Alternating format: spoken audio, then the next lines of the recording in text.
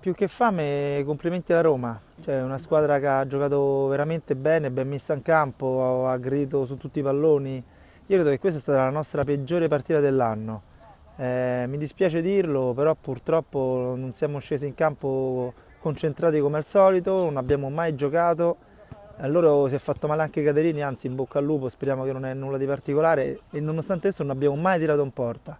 Loro se la sono meritata, hanno giocato meglio e se avessimo portato via punti stasera sarebbe stato un'ingiustizia perché veramente non abbiamo, è come se sembra quasi che non abbiamo proprio mai giocato. Partita strana, niente, molto dispiacere ed ora dobbiamo stare attenti e guardarci un po' alle spalle. I poco cattivi, però, ripeto, molto imballati, anche forse probabilmente merito anche degli avversari che con molto fisicità, molta corsa.